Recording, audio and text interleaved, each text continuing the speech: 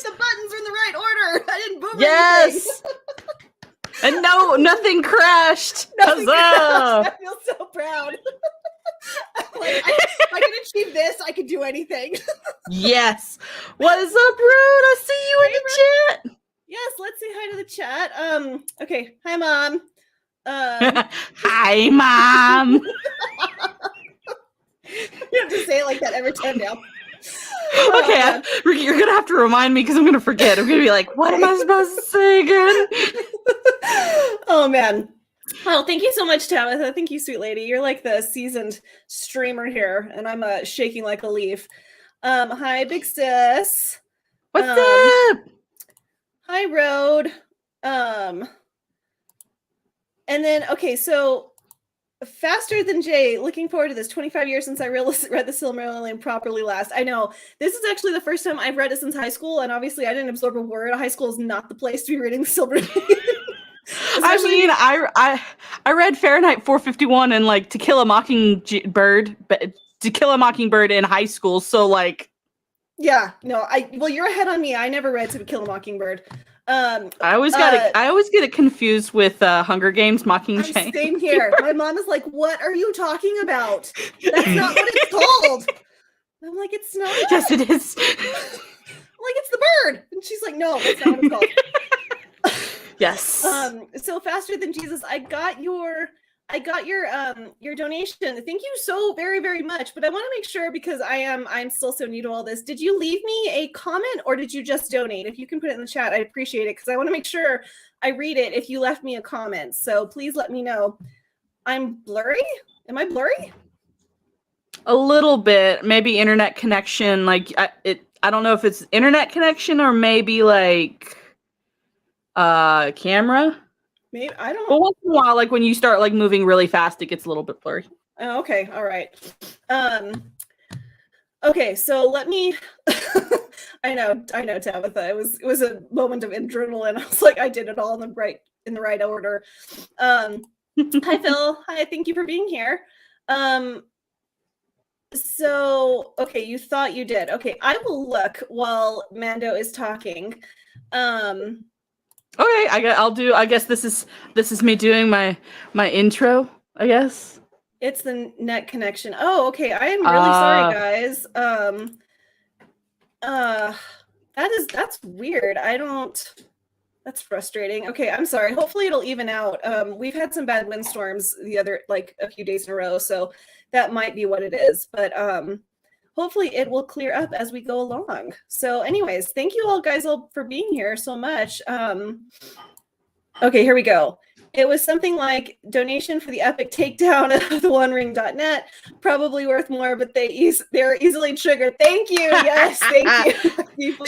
Deeply appreciate just that. Like throw a penny at them with a message like racism is bad. You know, like just some sort of weird thing. And they'll be like, ah! Exactly. I know. Just absolutely lose their minds. Be like, in actual fact, Tolkien did not say that. Yeah, exactly. Yes. Yes, just like The Guardian is apparently trying to spin a yarn currently, so we'll get into all that. We're going to get into all that. It's going to be amazing. It is. Yes, it will be. So Mando, thank you so much for joining me. So how'd your reading of the Silmarillion go? Is it an acid trip like mine was? Like to take drugs? I mean, no. I'm not about that.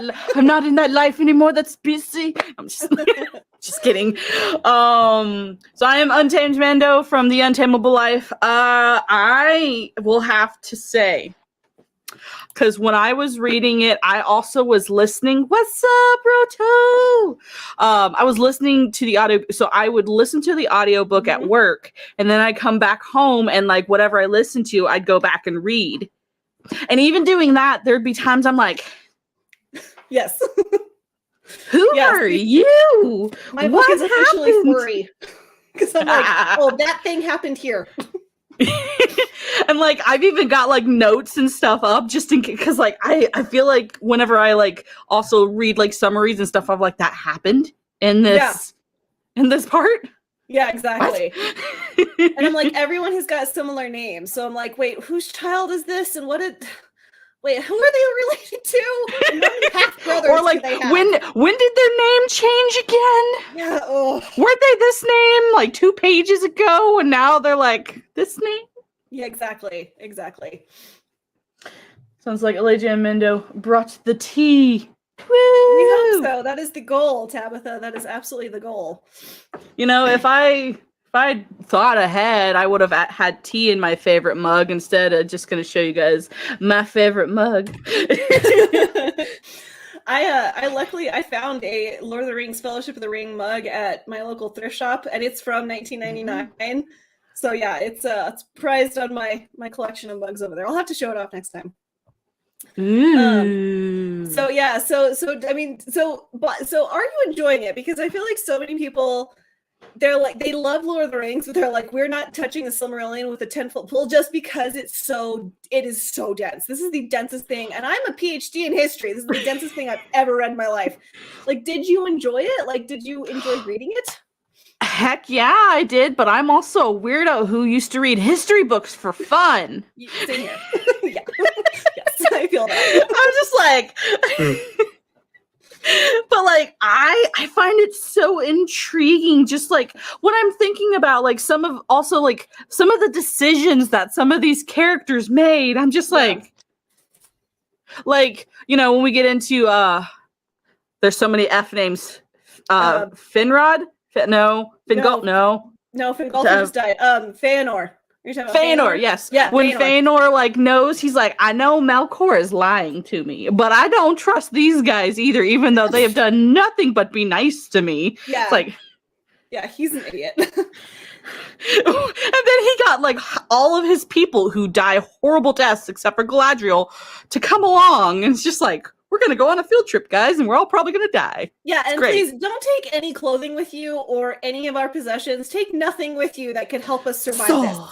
This. It's just a sword. Take your sword. That's I actually have a couple of elven daggers that I'm gonna put up here in the background one of these days, and like nice. Elven daggers. That's awesome. Yes. Yes, absolutely, John. That is absolutely true. Okay, we're talking about me. I actually don't like libraries because I can't keep the books, and also they smell wrong. I don't like library books. Well, I grew up poor, and we also had limited space because one of my uncles thought it was a fantastic idea to purchase every single, you remember those like old dictionary / almanac, like it was a dictionary like A through Z almanac, and it was just like one huge set that if you had the whole set, it would take up like a couple of bookshelves, like big. We had those, and I was like, but where am I going to put my books? And my uncle's like, I don't know. I'm like, so I didn't have quite a lot. I didn't have quite a lot of books growing up, but the library was my friend. Yeah, oh, that's good. That's good. Yes, because it was helpful that I couldn't keep the books because I didn't have room for the books. That's true. This is very true. Yes, absolutely, Lulu. When you get a new book, you smell it. I'm sorry. There's just a thing. It's a thing. You smell the book. This is our drug, guys. It is literally. So I mean, like for my second time reading this book, I thoroughly enjoyed it, and it's funny now, like having read The Lord of the Rings. I don't know. I would say like within my very young years, I've read it probably 3 times. I've read The Lord of the Rings for 3 times. I have The Hobbit memorized because when I had my '97 Camry, all I had was a cassette tape. And I had a cassette tape of The Hobbit, and I played that thing over and over and over and over again. That's awesome. So I have The Hobbit like memorized, but it's so interesting to like hear whispers of the same the names that you hear in The Lord of the Rings, and I'm like, oh, that was that place. It was like in ruins, and it's interesting to see them now at their glory, like being built. Like I think that's really interesting. I wish though. I need to, and I forgot to do this, so shame on me. But it's like, it's, you know, so we have the map of Beleriand in the middle of the book when he's describing Beleriand, I Which wish I didn't realize until too late. I sat here and stared at it for like an hour and I was like, I still don't understand. Where are we? Well, it was one of those things where I was reading like where they were in Beleriand, and I'm just like, I was looking at a map of like third age Lord of the Rings, like Middle Earth, and I'm like, that's not Not there. right.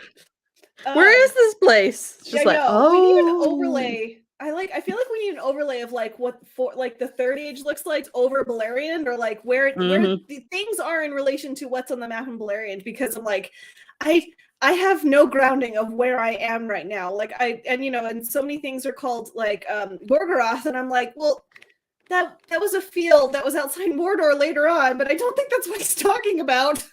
So like, yeah, that's the one thing I need to like educate myself on more, is like how this like the map like physically and like looks different by the third age, because I'm still confused about that. Oh yeah, I had sent you a couple of maps right last night Yes, about like I forgot that I don't have my laptop connected, so I can't share this screen with you. No, you're good. Which one do you want me to bring up? The second one or the first one you sent me? Let's do the second one. I think because that just shows the world overall, like big world. Yeah, okay. Yeah, the second one. One sec. First stage. Okay. Let's see. I can remember how to do this. Where is the share button? Oh, here we go. I have the Hobbit audio, but in German. Oh, Smeagol in German. That probably sounds trippy. I have friends who speak German, and that's my best. That's my best German impression, because I'm not. I can translate German. I can't speak it, or I can't like read it like normally. All I go in is like translate it. That's like a requirement of graduate schools, that I can translate French and I can translate German, but I can't speak, write, or read any of them. So guys, like if you look at the very top of the map, not where the sliver on the left side is, well, it's left for me, but like up there's like a little corner close to Valinor, I guess all the way to the right. That's Beleriand. Yes. I think you can click on it and zoom in a little bit, maybe. I don't remember. What did I do? Okay, hold on. I warned everyone that I was going to boomer things. Let's see. Can I? No worries. I don't think I don't know if I can. Hold on. Nope, that's not what I wanted. That's okay. Let me actually see. There we go. Look at that. Yes. So where your mouse is, go up to. Yep. Right up there is kind of where Beleriand is. By the third age, that whole part of the map's gone. Yeah. That's all. All of it. Like that whole. Yeah. It's cray. And that's where all of the first stage not all, but most of the first stage takes place in all of the area that like is no longer there after the third or after the second age. Yes. It's cray. Yeah. And kind of where it says the word Belengar, that's going to be where Numenor kind of pops up a little bit, like kind of in that area later on in the second age. And it's not until after the fall, because technically this world is flat. And then it's not until the fall of Numenor that we get a round Earth. And so I'm still getting to that part in the Silmarillion, but I do know that at this point, like when he describes the sun and the moon rising and setting, they're technically, I think, going around, right? They're not going. Yeah. I don't know. Like, well, I feel like they're dipping under enough so that their light doesn't shine on Middle Earth while the other's in the sky. Or do I think that's where it happened after a while. We're kind of skipping a little bit ahead, guys. So just to let you guys know, so when they first created the sun and the moon, I think that they were both kind of like just rotating around each other, because I think the sun was chasing the moon. They have names. I don't remember the names because there's too many names, but so-and-so was chasing so-and-so, and the Valar were like, wait a second. Yeah, We that's can't not be gonna having work. both. We can't be having both of y'all in the sky at the same time. It's too bright. Yeah. And this coming from like a time when everything was like super dark and there was just stars in the sky for a long time, and so that like having the sun and the moon around at the same time was a little bright, just a little bright. Yeah. Yes. So, So anyways, yeah, so we did skip ahead. So let's do a brief summary for our watchers. I have The Hobbit on audiobook in German. Oh wow. Okay, so that's where the German comments came from. I was like, yes. why did we get off on a German tangent? Okay. Yeah, I have the Hobbit in French. It's not, on audiobook, but I have it back there and I will read You're it one day. fancy. No, it was for Very French class. fancy. They were like, choose a book that you like, and you have to read. Like, I think I had to translate like a little bit for like a project for class or something. So I do have Le Hobbit on my shelf. I've just cracked it like that much. So anyway. Le Hobbit. Yeah. Yep. Because that's how you do French. Oh, I'm but a dumb American. I know. So anyways, okay. Okay, Alex, she doesn't have a login to say hi. So she has hi. Oh, hi, Alex. Thank you for watching. Thank you for being here, lady. Okay, so let's do a quick summary. So the first 2 chapters of the Silmarillion are, to me, the hardest, and like they were the most difficult to understand. So the first 2 books are told from the perspective of the Valar and like the god Iluvatar, who like made everything. Like he's the supreme creator of everything. And the way that they create things is through a song. They all sing a song, and each one of these gods has a specific strand or like chorus that they sing that creates things. And so the first 2 chapters are about like them basically coming into, I feel like they weren't always in like there. Iluvatar created them at a certain point. Did you get that sense? Yeah, it was one of those where trying to remember specifically. No, I don't want the foreword. I don't want the preface.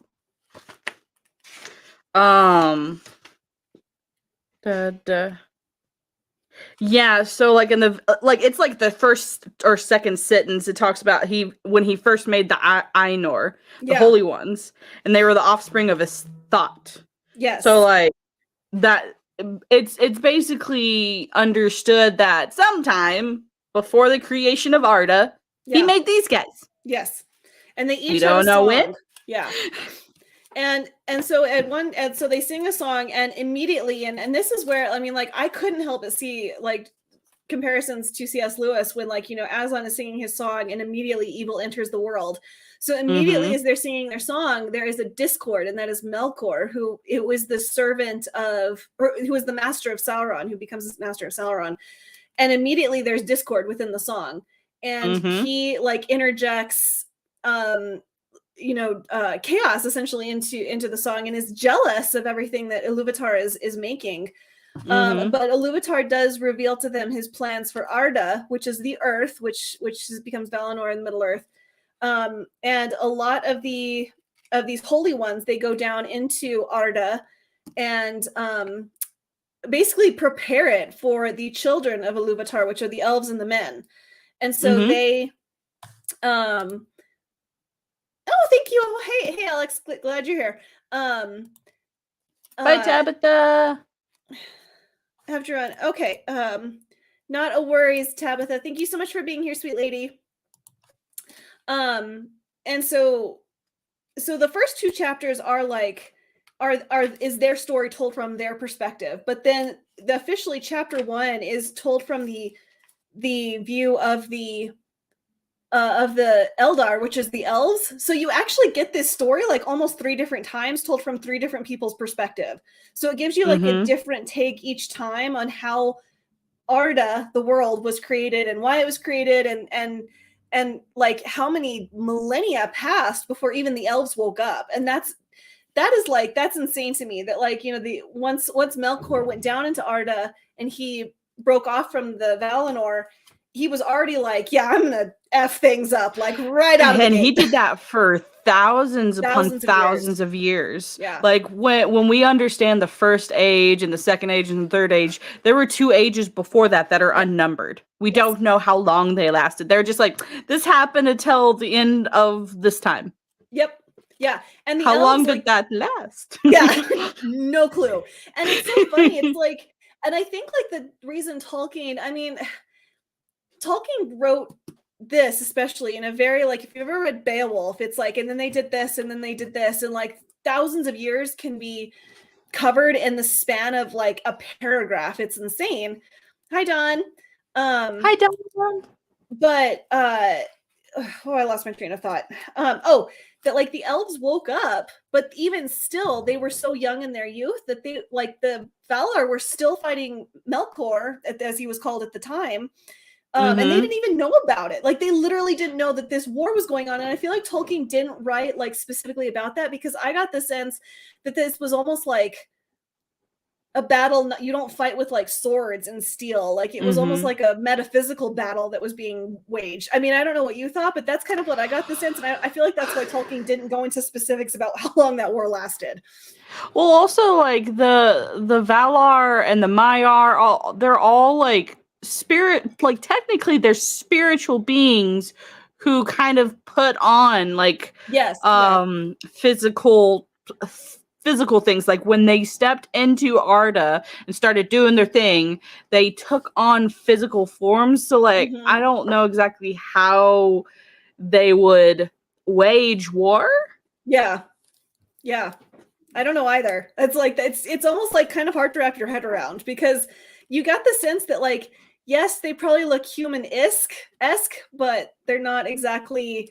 I feel like they're bigger than like elves, like a lot bigger. Heck yeah! Like I've seen like concept art from from Melchor alone, and like he's like, in comparison, like, say this is Melchor, this is how big, you know, like a human or an elf is in comparison. Yeah. So like there's that concept of Luthien dancing before him, and she looks like an ant at his feet. Like, he's so tight.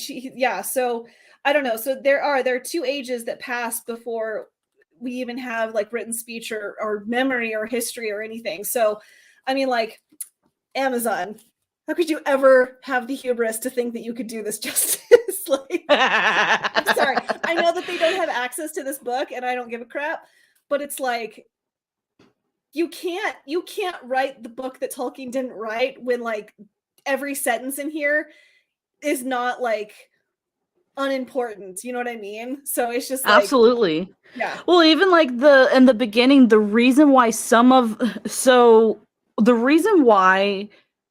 I'm gonna actually step back from my thought.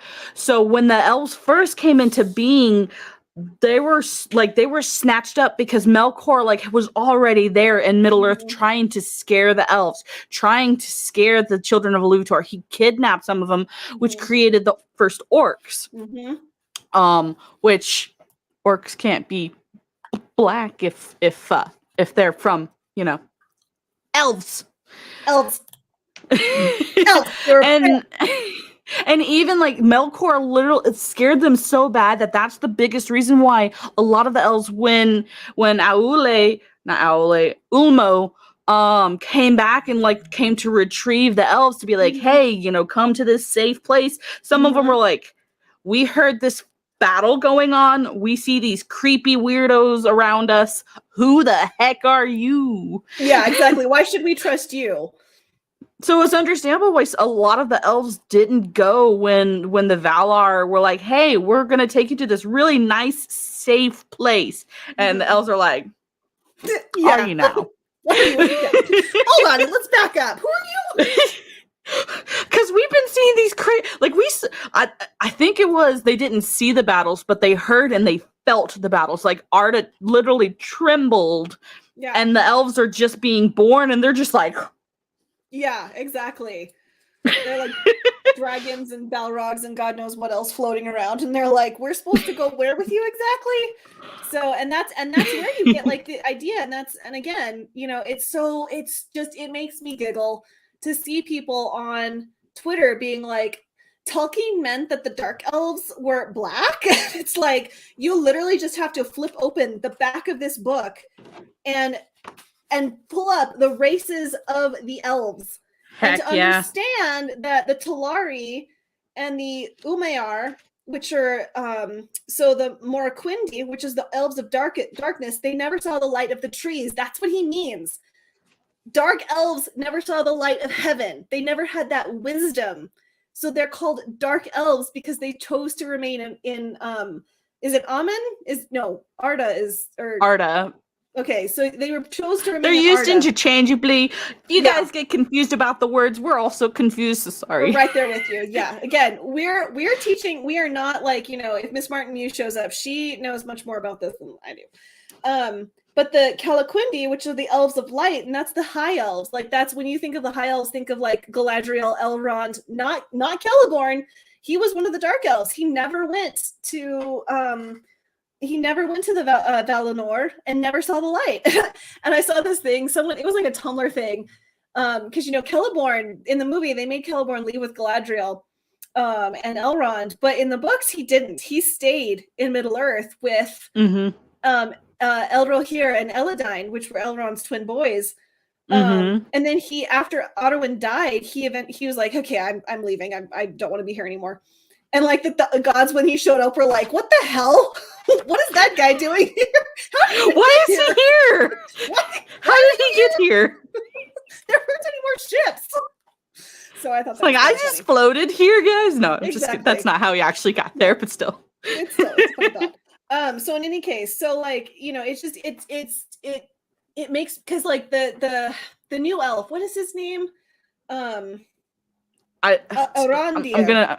I'm gonna be honest. I'm not gonna learn any of these new people's names because they're not canon. No, they're not me canon. Personally. Arondir, I think that he's a Sylvan elf, which implies that he's a dark elf. And I'm like, oh my god, seriously?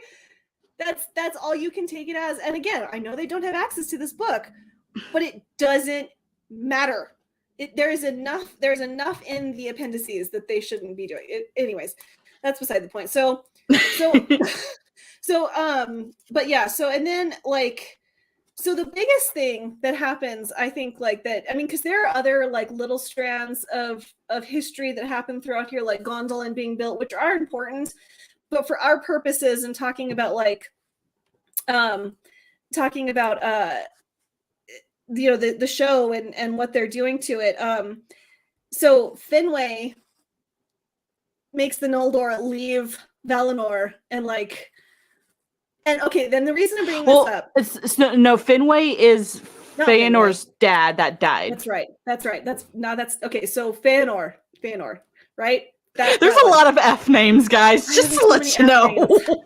And Celeborn was also a tree. So I'm like, are we talking about the tree or are we talking about the man? But the reason I'm bringing this up is because I want to share. So okay. I'm sorry, I'm losing my train of thought. And that's because I'm in charge of what's going on. So I'm still freaking out. You're doing fine. It's fine. Okay. I shall distract. Okay. Thank you. I appreciate that. So this is what I want to bring up. Is this load of bull crap right here. The Rings of Power plot leaks detail Galadriel's rage. Okay. The reason I'm bringing this up is because is it Feanor? Hold on, I'm already confused. I already forgot. Yeah, Feanor's the one who brought the elves back from Valinor. Okay, so Feanor, he's like this. He has this really pivotal part to play. He Melchor starts sowing deceit amongst the elves, and basically convinces them that the Valinor are keeping you here against their will. They're the bad guys, like blah, blah, blah, blah. And Feanor is like, I don't trust you, but I also don't trust the Valinor, just like Mando said. And he basically he made the Silmarils. Yeah, and he's like this really haughty, self-centered dude. He gets the Noldor, the section of the elves, and to leave Valinor. And he's like, we're going to have to go over the grinding ice because, or we're going to have to get ships. And he gives this speech that like he thrice curses the Valinor. And it's like this horrific speech.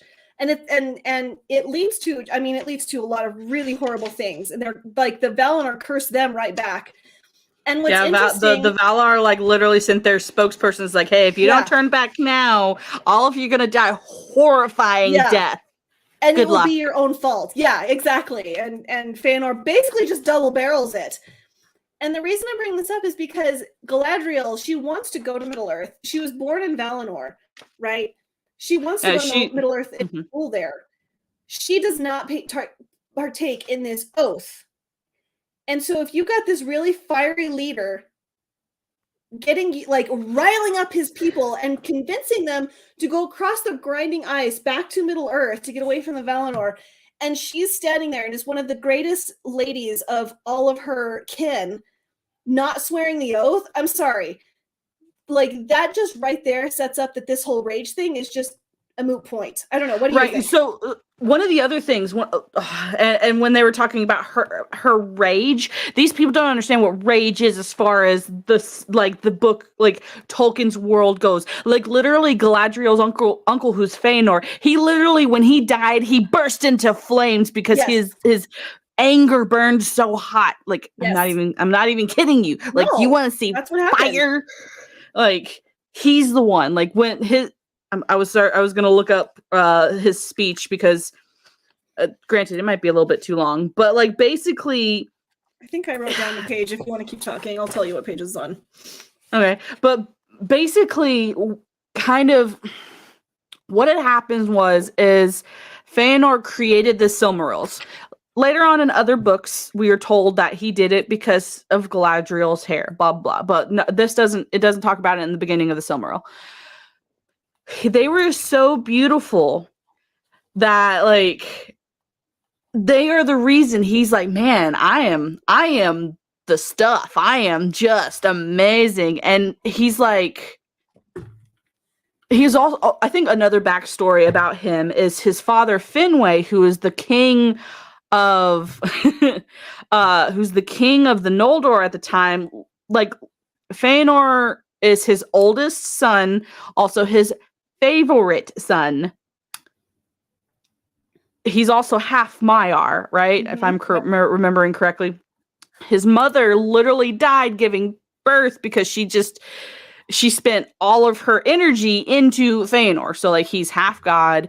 He's the favored child. He has like several other brothers, which is one of them is Galadriel's father. And there's like a whole story behind like Feanor and one of his brothers who like have this kind of sibling rivalry and stuff. But like basically Feanor is burning bridges with just about everybody. Everyone. There's not like even he pisses even off his own everyone. brother. Yeah. He like and one of the things like that I think we kind of touched on earlier is Feanor knew that Melchor was lying. And the reason why Melchor was going to start this stuff with the Noldor elves is because he wanted the Silmarils. He's like, I see what you did there. I want those. And so he started, like, he got jealous and he's like, okay, how am I going to get these Noldor elves to blah? And so he starts spreading this lie that, hey, the Valar actually are here to enslave you because the race of men are weaker and the Valar want them to take over. And Feanor's like, say what, Kiyosaki? Yeah, exactly. And you have to keep in mind that Melchor at this time, like, at the concept art we see for him later on is like this wreathed in black and he's got this crown of iron and he looks really scary. But at this time he made himself look fair. Like he walked among the Noldor and looked as one of them, like Sauron will later. So he didn't like look like this big scary black figure of death and destruction. So that's why he was able to walk amongst them. Were you able to find his Feanor yes, speech? That is 89. Dang it, I was right there. I was expecting it to look like the poems and stuff, and I was like, it doesn't look. Yeah. But yeah, like literally on 89, he's like, "Why, O people of the Noldor," he cried, "why should we longer serve jealous Valar who cannot keep us nor even their own realm secure from the enemy?" Referring to Melkor. So basically, he's like, he knows that Melkor's been lying to him about the Valar, but he doesn't, like, he believes the lie, but he doesn't believe the lie at the same time. It's weird. Yes. Sorry, I saw the fire emojis and I'm just like, ooh, fire. All right, yes, go get sleep. I love you. Yes, sleep is important, but it's also for the weak. I'm kidding. Please don't hurt me. Girl, I was falling asleep earlier because this having dime change. I was so damn tired. I was like, how am I gonna get through tonight? But okay, so he whips his people like into this horrible frenzy. But again, I just find it interesting. So many of them partook in this oath swearing against the Valar. I think it was technically. Well, I guess I'm getting confused with the oath they take about the Silmarils, because they do take an oath. Basically, It's like, ain't nobody allowed to touch the Silmarils except for us, whether it be men, Valar, whoever. You touch the Silmarils and you're going to feel our wrath, which comes into play a lot. And that's the whole reason for the downfall of the Noldor, basically. I still love you. Go to bed. You start sounding like when Tugs talks to Cappy. But Galadriel is, and here's the thing, Elrond, my God, Tolkien makes a point after this big long speech where Fëanor, he swore a terrible oath. His 7 sons leapt straightway to his side and took the same self vow together, and red blood shone their draw swords in the glare of the torches. And they swore an oath which none shall break, and none should take in the name, by the name even of Iluvatar, calling the everlasting dark upon them if they were not kept. And the Manwë they named as witness to the Varda and the hollow hills of can't pronounce that, of these mountains that were there. So, anyways, I mean, they swore this terrible oath. But then Tolkien goes on, Finrod was with Torrigan, his friend, but Galadriel, the only woman of the Noldor to stand that day, tall and valiant among the contending princes, was eager to be gone. No oath she sware, but the words of Fëanor concerned Middle Earth had kindled in her heart, for she yearned to see the wide, unguarded land and to rule there a realm of her own. So, he's setting the description of her. Yeah, that is the description of her. And he is setting up that Galadriel is a very wise woman because later on, as we learn, the Valar did curse Fëanor and all the people who swore this oath, and it was called the prophecy. Hold on. It was called the prophecy of the North, the doom of the Noldor. And it basically said, like Mando said, you're all going to die horrible deaths. Congratulations. And they did. They as soon as they got to Middle Earth, Fëanor dies a horrible death. All of them. They all started dropping like flies. Except Galadriel, who became literally, to my mind, a lady in waiting to one of the Maiar? Is that how you say it? Maiar. Yeah. She became to a goddess. She was a lady in waiting to a goddess. So you're telling me for hundreds of years, Galadriel sat in Beleriand in Thingol's realm, being deeply in love with Celeborn, being a lady in waiting to a goddess, and all of a sudden she just gets up one day and is in this horrible rage. I mean, I know that her brothers die and things happen, but it's like, oh my God, just no. You can't do this to this character. Because she she's witnessed a lot of horrible things, but she did not partake in them. Absolutely. It's one of those things, she wanted to have an heir, her own realm to rule, that. And also I think one of the things to consider, just the first, when they leave, what was that, Melian? What? Yeah, Melian, the Thingol's wife. Yes. Which that's a very pretty love story. Anyway. It is. I love that. I swear I loved it. But and one of the Amazon pieces that they talk about is, she's young and fiery. Like by this time, she's thousands, possibly like even more thousands of years old. Like in the first age, we don't even know how old she is because in the year of the trees, it wasn't really counted how old you were. They're just like, these are the year of the trees. Yeah. It lasted a long time. Some people speculate that one Earth Day is like 100 years, if not 1,000 years. I thought it was 144 years. So one year in the Valar was 144 Earth years. Right. Okay. I couldn't remember if it was 144. I think it was some of the newer estimates is like maybe closer to 200 or something. Okay. I don't know. Roman, basically she was like, and elves reach maturity like I don't even remember, like 100, I think. Yeah, so right. They're pregnant. So a woman will be pregnant for 9 years, 9 Earth years. I know it's exhausting.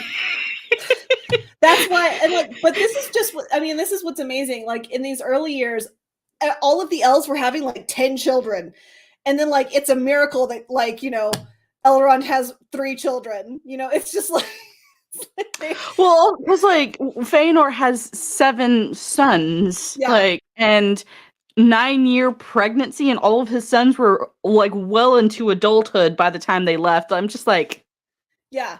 So it takes you 100 years to reach full maturity. So yeah, that's oh, don't we all? We all have concerns. We appreciate the normies being here because, like, you watch someone like European Lore, who I deeply respect, or Just Some Guy, or Nerdrotic, or Miss Martin Muse.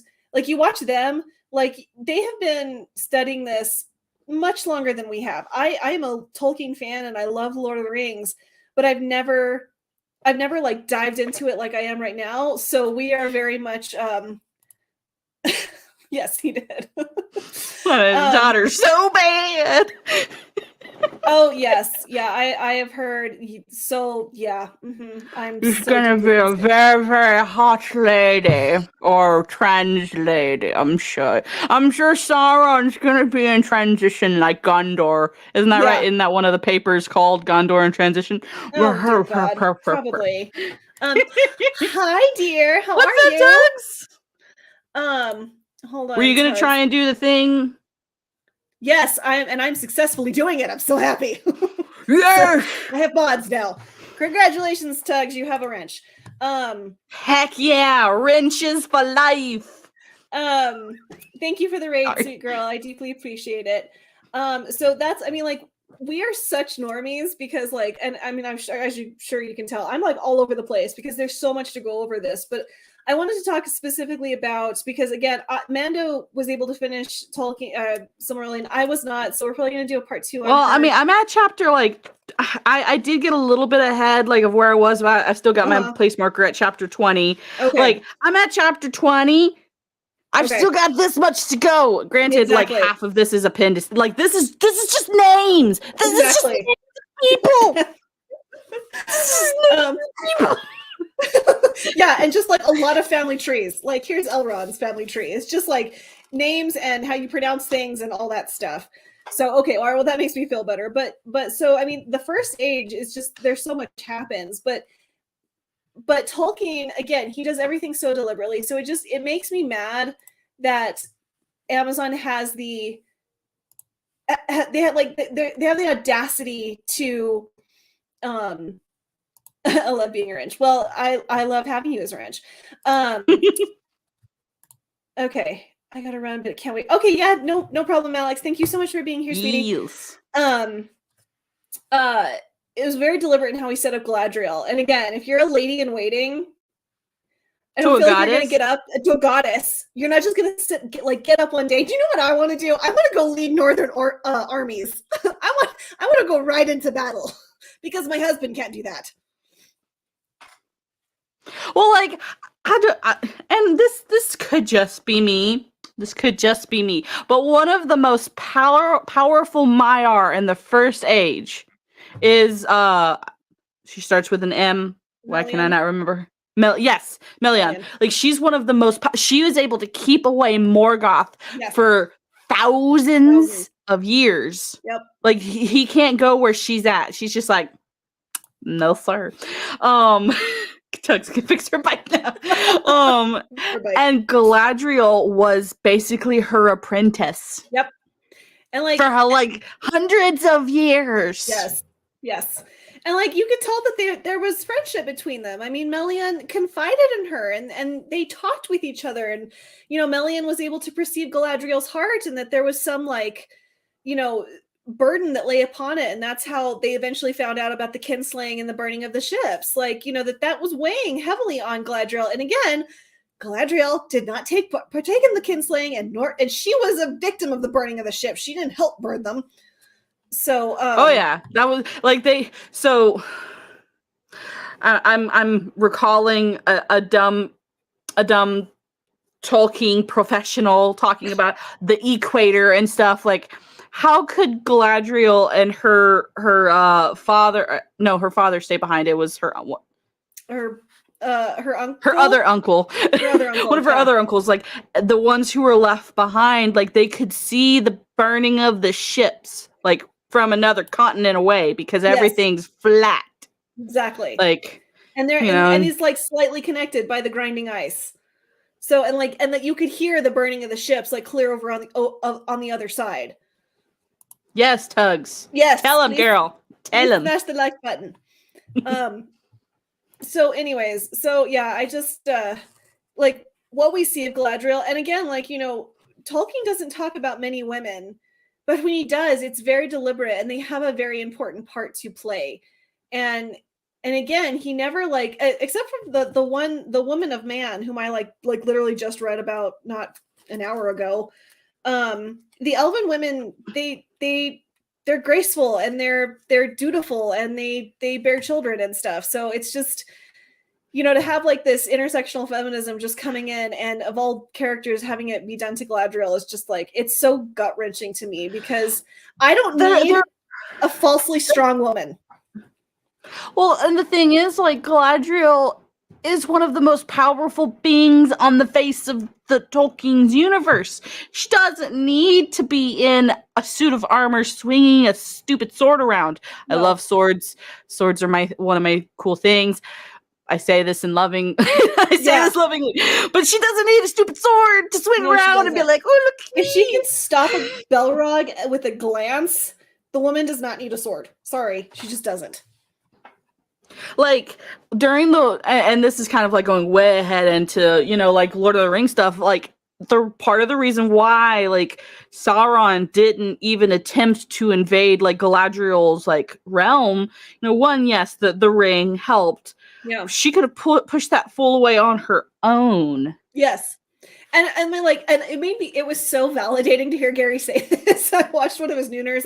It was a while ago. But he said that he will watch the third Hobbit just for that 20-minute opening scene of Galadriel, Elrond, and Saruman fighting the ring wraiths and Sauron. She's just like, yeah, like that is I will watch the Hobbit literally just for that 20 minutes. That's it. And then I'll turn it off and I'm like, okay, I'm good. I don't need to watch the rest of this film. It is so well done, but it's like, it's incredible to see like Galadriel literally sent Sauron flying thousands of leagues off to Mordor, out of Mirkwood with her hand. Like she is like, yeah, you're gone. Get out. Basically, yeah. Like she don't need no armor. She don't need no fancy looking dagger that looks stupid, ugly. We know it's based off the two trees, but nobody knows what the two trees are because they don't have access to that information. Yeah, they can't even tell it. Which again, kind of brings me. Someone put it in here earlier. Like, how are they going to tell the history of Middle Earth when they don't have access to it? Of the Middle Earth, because okay, here's the thing. Here's my good old trusty. This is my reference copy. Okay, so here are the appendices. Let's see. I've just got my little ones over there. They're so small compared to yours. Well, I got this out of like sentimental. Okay, so here are the appendices, right? That's it. The second age is a page. like they literally like specifically what they're talking. Now I know that there is more in here that is about the Second Age, but like Tolkien specifically wrote one thing and it's literally a page long. And then the rest of this is here's how you pronounce things in the Sindarian language, and here's how you pronounce things in Quenya. And here's a Hobbiton calendar. What's that going to do for them? So, Gary's like, they had access to 150 pages. No, actually, they probably only really have access to 90 pages. And that's it. Now, there is stuff throughout all of this that is about the Second Age, like Gil-galad and stuff. But there's only so much you can get out of a song. Like, there's the song of Gil-galad dying, but that's kind of it, So, yeah, I because that first episode is going to be a history. And it's like, this is the history. Yeah, like it's going to be literally fiction. And some of the unfinished tales. Let's not focus. Like the unfinished tales. Yes. Which we'll start after this. We're gonna start this, right? That's kind of the. Yes.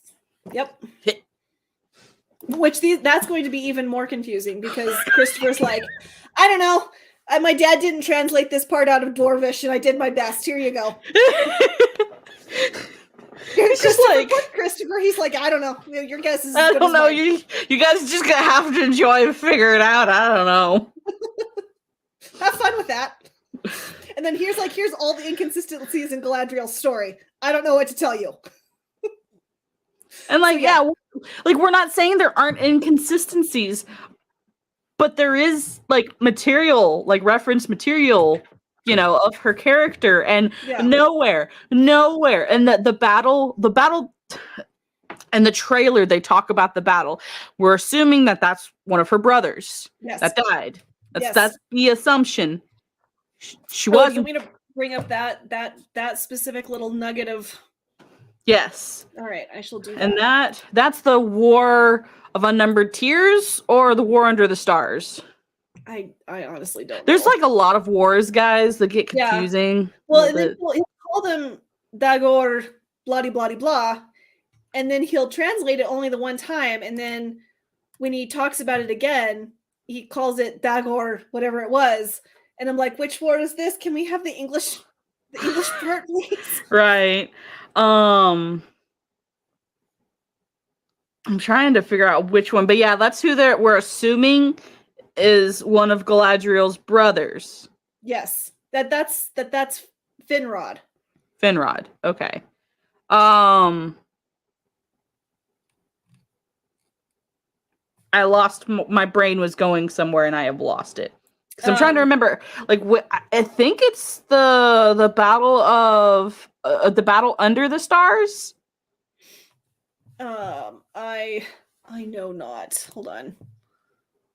So guys, we did read the book. We've read this part. It's just a lot of information to take in. There's also 5 different people with an F name that's Finway, Finrod, Faramir, Fingolfin, Fishy, just all of the F names. And so it's hard to keep track of all of them. Yeah. So that's supposed to be Fingolfin. Okay. No, that's not Fingolfin. No, this is Finrod. This dude's Finrod. Right, I looked at Fingolfin and I'm like, wait, wrong F name. Exactly. Finrod has a few names too. Yes. Yeah, yes. Only a few. One of the things if any of you are keeping up with us, which we encourage you to keep up with us and read along with us, because it's really cool. When you think about these things and me and Elijah talking, I'm like, oh, I remembered. I read that. Oh, yes. It helps to kind of bring that. Mando, call me an F name. I'm so confused. No. A fish. But I mean, yeah, I can't. I'm sorry, I lost you. I felt like I knew where you were going with this, and now I can't remember. Yeah, well, I was trying to remember which specific war it was that Finrod died. Okay. Here, Because now I'm seeing where Finrod was referenced. Okay, I think I've gotten confused on the chapter because it's talking about when Finrod went forth into his own realm, but Galadriel wouldn't follow because of her great love for Celeborn, Celeborn. and the kinsmen of Thingol, which is cool. Amber, what's up? Okay, so he's Finrod Fingolfin. That's okay. That's why I couldn't remember his. He has two names. What? But there's another person named Fingolfin. That's the uncle of that. But I think that's why they call him Finrod Fingolfin. I don't know why. I just, and I love that we've got a Boromir clear back in the first age. I'm like, oh, that's interesting. And Denethor, yeah, I thought that was really cool. I'm like, oh, that's so they got their names from. Yeah, that was way cool. That is cool to see that. Okay, the death of I can't find it either about which battle he died in. Because I'm also kind of going over the first battle when they first get into Beleriand, and that battle because that's when Feanor dies. But I think also another F name dies of significance. Oh gosh, that I can't help you. I'm sorry, you're on your own. If you want to look that up, you can, but I have absolutely no idea. But basically, it was just there was a reference that I think Galadriel was not at that particular battle, but she heard about it, right? Yes. Okay, that's where I was trying to remember, go with, so I wonder who he's reaching out to. I think that's where I was like, who is he talking to? If she's not supposed to be there, who's he I think I thought someone said that he sees a Balrog coming. Oh, okay. Which is entirely possible. I mean, it could be, because there were some Balrogs. Is that a rumor about Galadriel visiting the tomb and getting Finrod's sword? Yeah, that's kind of one of the theories. Yeah. But I've heard from others that this Fellowship of the Fans, that they've got some sort of inside, which makes me not trust them at all. That most of their leaks have been true. Yeah, that's the thing. I think they do have some sort of inside source. Mm-hmm. Yes. They've got some. They know the right people for the job. Yes. Exactly. For those of you who don't know, yes, I do. It is a real pipe. No, I'm not going to actually smoke it. I might get another pipe and do bubbles. And a monocle, because yes. Sorry,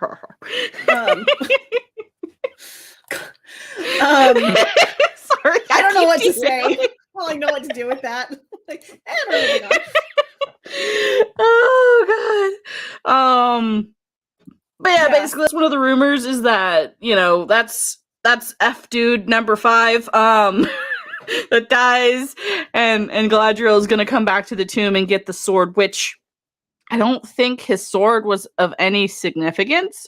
I don't remember reading any significant thing so far about his particular sword. There is a famous sword in the first in the Silmarillion, but that doesn't come till Glaurung comes in, which that's the first dragon. Yeah, and the only sword that's been mentioned by name has been Fingolfin's sword that he used to strike Morgoth's foot with.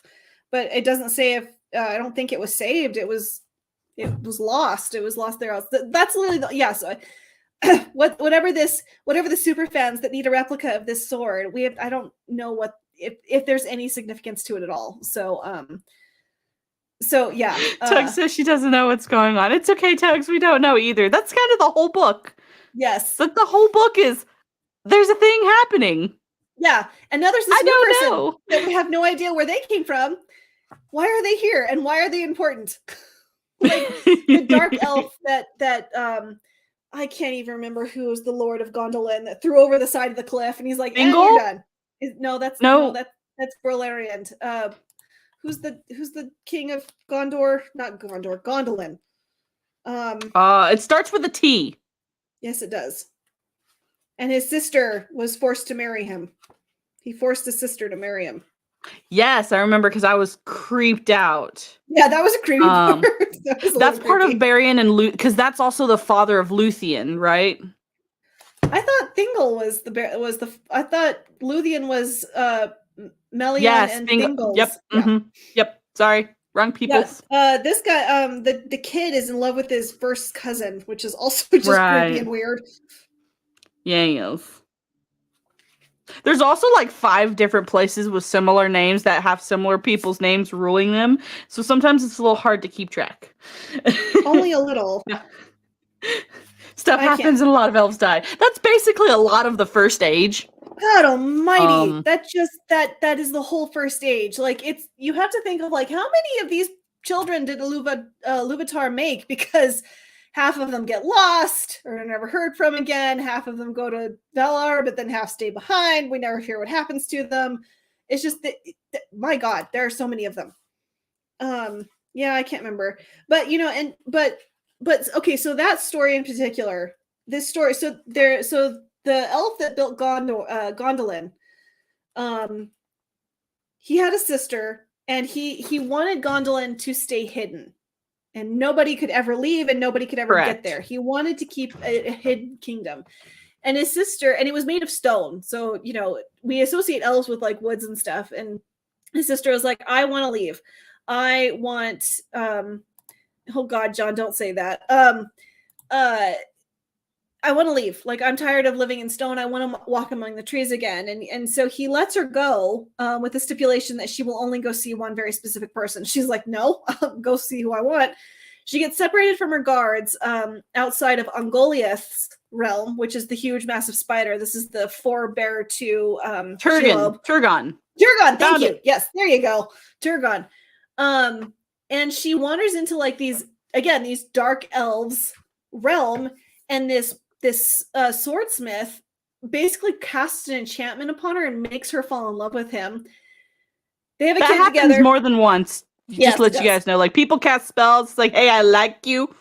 We're gonna get together. You're mine now. Yeah, you have no choice in the matter. But all this to say is like, okay, so he forces her to marry him. They have a kid. She ends up going back to Gondolin with her kid. And this guy's a complete douche. And her brother Torgon throws him off the side of a cliff.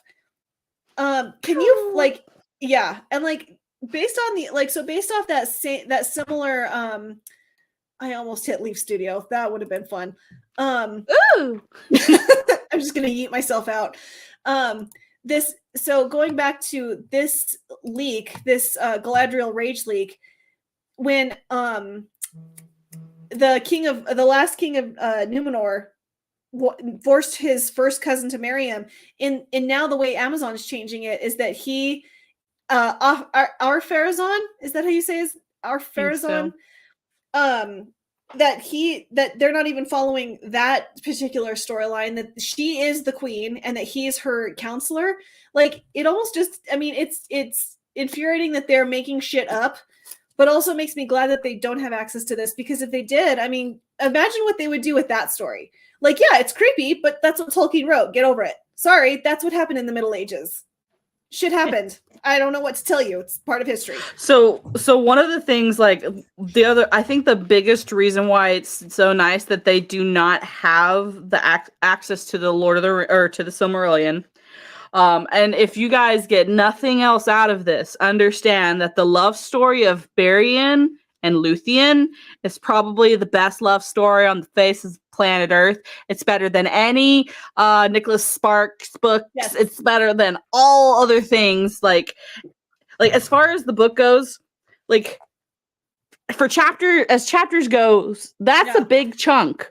Well, I'm gonna get a big chunk. My copy of the book. That's right. It also has its own book, which I will eventually have the copy of. Oh, dang. That is a big... So holy cow! Here's the full story. And, like, it's written... Again, it's like Christopher being like, I think I'm translating this right, but half of it's like this. It's like Beowulf form. It's song. Yeah. Yes, so you can buy it. What page is it on? It's all of chapter 19. So it starts on page 190 and ends on page 223. And Technically 222, but some of it skips over to 223. And like there are hints of their love story basically throughout the entire First Age. Like Tolkien sets up their love story. But sorry, go back to what you were saying. Well, I was just like, I can't imagine, because they're also trying to do this like forbidden love thing. Basically, they're trying to recreate Beren and Luthien. Mm-hmm. You know, like, because in the Amazon leaks, we've been told that there's this forbidden romance. Oh God, between an elf and a man, because they don't have access to Beren and Luthien, because I think even though the Tolkien estate might be out for money, I think they do have some sort of lines. Yes. I think like that's one of the lines they will not cross. Yes. Hopefully. And ultimately when September rolls around, if depending on how this goes and how bad this could go, it's not necessarily that I'm mad at Amazon, or I can foresee myself being mad at Amazon. I'm going to be pissed at the Tolkien estate if they didn't stick their oar in, because they had veto powers. Like I think that they know full well what's going on. And if they haven't stopped any of this, then I want to hold them accountable, not Amazon. Amazon's going to do what Amazon's going to do. The Tolkien estate has a duty to protect this, and they're not. Correct. Well, also in the Tolkien society, like I understand completely why Gary is like angry enough to break monitors. Yeah. Yep. Those. That was about Disney, but I know.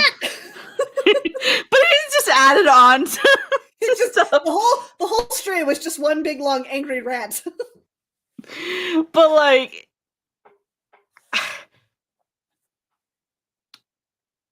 trying to word this properly, it's so sad that the people who are supposed to stand up for Tolkien's legacy and Tolkien's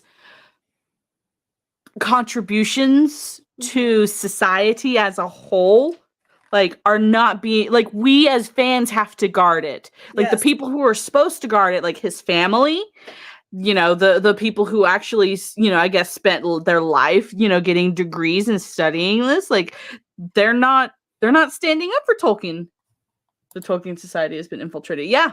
Yep. Absolutely. They absolutely have. I guess where I'm confused on how that even happened is because my understanding, and I never really followed the Tolkien society, because I just didn't do a lot of stuff online at the time. They were at one point in time very respected. Yeah. They've been around since like the 60s. And if I know anything about higher education and that type of class of people, they're very much gatekeepers. Yes. So I don't understand, like when we think gatekeepers, we're just like, yeah, you don't need to be in here, blah, blah, we're going to push you out. Like, no, like when I talk about gatekeepers, like people in higher education, you have to basically like hand them your firstborn child to get into this club. Like, that's how serious they are about it. Respect the lore, honor the creator. Heck yeah. Heck yes. Should not exist. If you need to limit access for fear of damage, don't license your product. Yep. Heck yeah. So I mean, like, and I think Gary's right. I mean, and I'm still convinced that okay, I am still convinced, and I will until this doesn't happen, I will die on this hill, that Elrond will be a repressed gay man, that if Celebrian even shows up, she'll be some strong whammon like her mom, and that Celeborn will be some neutered wimp in the corner. I mean, he only drove out the last remnants of darkness out of Mirkwood when Aragorn was marking on the Black Gate. Him and Thranduil were like, yeah, we're going to clean out Mirkwood once and for all. It's a big deal. Big deal. So, anyways, not the second-born. No, it must be the firstborn. They are special. Yes, we are. We come out of the womb 35. Basically. Yeah. But yeah, like, it's I guess like we could discuss I guess more of the plot leaks about, because like I don't remember all of the plot leaks that happened or that we were told. So basically, we're told Galadriel is strong woman that's gonna get back the sword because her little brother or her brother wasn't man enough to take down the Dark Lord. I guess Yeah, I don't know how are they gonna spin that. How the no heck idea. are they gonna spin that she like if she need like they're probably gonna have to weaken her because of some shipwreck or whatever. Like how are they gonna like where is she on this shipwreck? Like where did she come from? Like where'd she come from? Where'd she Yeah, go? Where'd you go? I mean, I'm sorry. Correct me if I'm wrong, but there are no like massive things that happen at sea yet, are there? I mean, no. There's only like the god of the sea. I forget his name all the Ulmo? time. I think Ulmo. Yeah, Ulmo, that I sounds think. right. He lets nobody on the sea. Like Yeah. he hates everything Yes, he that's does. not a sea. Exactly. Like And for his him, wife and underling are like try to temper him, but he's like, no, I hate everything. and like if he had his way, everything would just basically be underwater. Yes. Yep.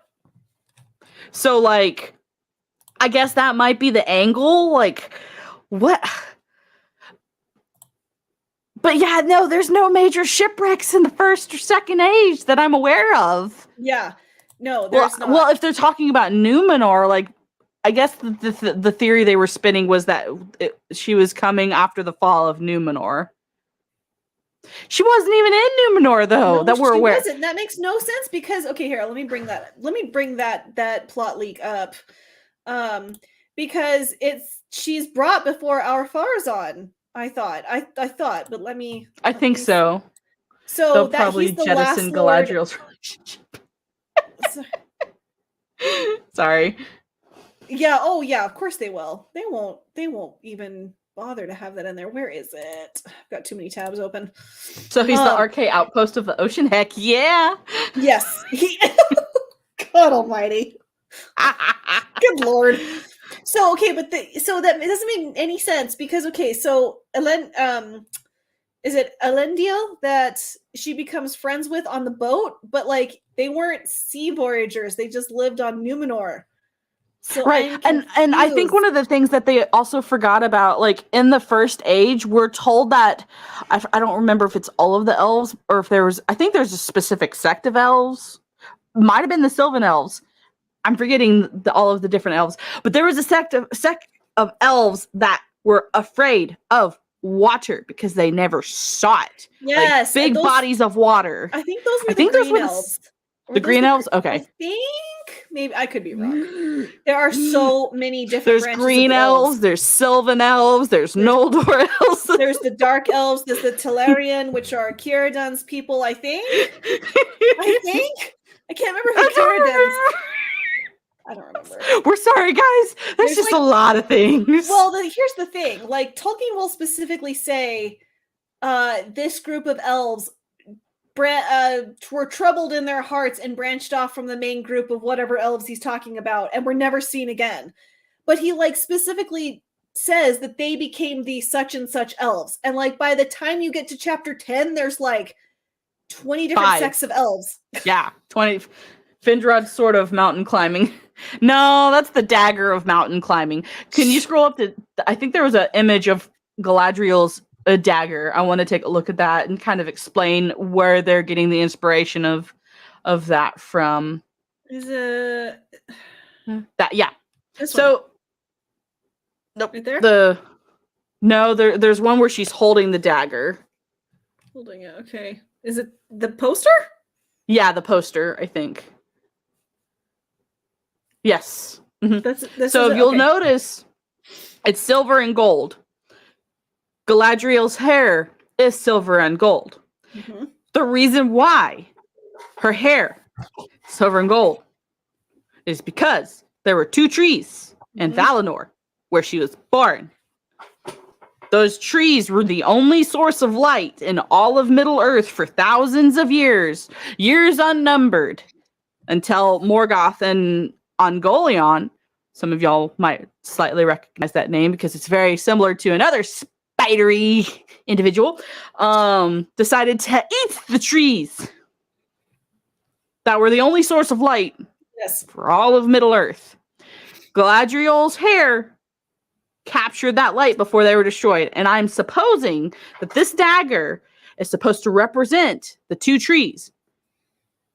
But I don't think they have access to the material regarding the two trees. Am I correct? So that's probably already lore breaking just in that one image. Like, yes, it is already lore breaking in that one image, but yeah. That's well caught. Okay, so they have access to anything that's in these appendices. So I think, hold on. I don't remember if it talks about the year of the trees, though. Because it talks about, and another thing, the Tree of Gondor is a descendant from one of the two trees, the silver tree. Yes. Because thankfully, there was a flower from the golden tree and a seed or something from the silver tree. They created the moon and the sun. Yes. Like, the remnants of the tree created the moon and the sun, but there was also one extra seed that somehow made its. I'm still confused about how this happened, but one of the trees that gave light to the entire world of Middle Earth, like somehow traveled to Numenor and Gondor and all these other places. Okay, so they are mentioned in Lord of the Rings. Okay, the trees. Okay, so in Appendix B. So in Appendix B, sorry, I'm trying to make sure. You're good. Yeah, so Appendix A is other stuff. Appendix B, which is the tale of years, chronological of the Westland. So the first age, this is what so this entire book, almost just about, this is what it says. The first age ended with the great battle in which the host of Valinor broke. I don't know how to say that, guys. Okay. FYI, guys, I'm dyslexic, so I have a really hard time reading out loud. It just is hell for me. It just always has been. So when I say I can't read a word, it's like I'm being lazy. My brain literally won't compute. It's okay. I'll just be lazy for you. It's a big word that I'm not going to try and attempt to read. Sorry, guys, because I'm redneck. Okay, so the host of Valinor broke this place and overthrew Morgoth. And most of the Noldor returned into the far west and dwelt in somewhere within sight of Valinor. And many of the Sindar also went over the sea. The second age ended with the overthrowing of Sauron's Morgoth and the taking of the One Ring, and then the third age. And then we have this really, really, really tiny, tight summary of the second age, and we have like this little itty bitty timeline. But there's no timeline of the first age in the appendix. So yeah, you're right. So they do have access to this books. Obviously, they have access to Lord of the Rings and The Hobbit. So if the trees are mentioned in Lord of the Rings, then they can, integrate that some way. But again, okay, so for a normie, and that's well caught. I would have never put two and two together because I don't have that kind of mind. But thanks so much, Rode. I heard they're putting Gollum. What? No, I have not heard that. Gollum is not that old, though. He's not. He's old, but he's not that old. He would have thousands upon thousands of years. Yeah, that would have been like right at the beginning of the third age, wouldn't it have? Yeah. Because Isildur. So yeah, I don't know how much time elapses between the last alliance of elves and men, where Isildur takes the ring, between him being shot in the back. I think that's at least 2,000 to 3,000 years. Yeah, that's a long, long time. So yeah, no, Gollum cannot. Oh my God. Okay, I don't even want to think about it. Anyways, I need to stop and contemplate a moment from this timeline. But if you're trying to get normies in this, and I think you're right, actually, because look at the detailing. They look like leaves. So that is lore break.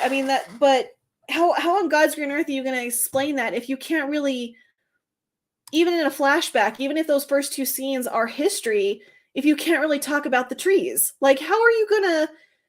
So and this kind of draws me into a point I wanted to make.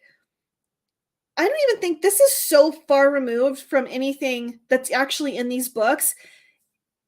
I feel like Amazon paid $250 million for the 4 letters Lord of the Rings, because this is so far removed from, it seems like, anyways. Again, I know that, like, again, Tugs was like, calm down. But it just seems like it's so far removed from anything that even resembles Tolkien's lore. It's not even fan fiction at this point. It's a whole new story with characters' names that we know. I think that's basically like what they're going for, if we're being honest. Like I think it's clickbait. It Like, is. oh, Lord of the Rings, click. Yep. No, it's not really actually Lord of the Rings. Yeah. Because a lot of the things, like I remember, I think it was Faster Than Jesus was talking about, like, you know, the trees are supposed to represent masculine and feminine. I don't remember that exactly. But it would make sense that would be a thing, because I think one tree did have more masculine, one feminine traits. But yeah, like that, like all of Tolkien's whole worldview is problematic. Yes. To Amazon. Yes. The whole thing is problematic. Like, there's. Do you care if we go into Desbrew's video a little bit? What he was talking about? It up? Yeah, so really cool channel. Desbrew made a video today. Thankfully, I was able to catch it before we went live. That talked about this timely. Let me actually, very timely article found by the BBC in the BBC vaults. Yes. You know, very timely for finding this this thing. Basically, it's about a possible video adaptation that Tolkien was thinking about making with somebody else. I don't remember who the producer's name was. And looking at, like, they were talking about, you know, look at, this is Tolkien's handwriting. He X'd this out. So he was willing to work with people and figure out, you know, his a movie or video adaptation. So see, we can do our adaptation too, because Tolkien thought it was okay to do adaptations. Okay, I know you have to make sure you share. Okay, tab audio. Okay, I got it. I think I did it right. So do you want to play a little bit of this? I don't remember exactly where it is, but I would try and find the part that he's specifically got the piece of paper that's got red X on it. I think it's right around there. But yeah, y'all should check out his channel. He's got a lot of good stuff. Okay, so I think it might be right here. So yeah, it's almost like if you have to hold on, might be a little Tiller, whose scribblings on your manuscript no doubt reflect his detailed discussions with the author in correspondence and meetings. Among the typed pages is a sheet of Tolkien's hand with red crossings out showing his own reworking of a scene. If you'll pause there. Yeah, I want to see the piece of paper, because there's a piece of paper that has the red, and it's talking about, like, if you see what Tolkien actually writes, and like kind of there his is, please type, because he couldn't read his handwriting.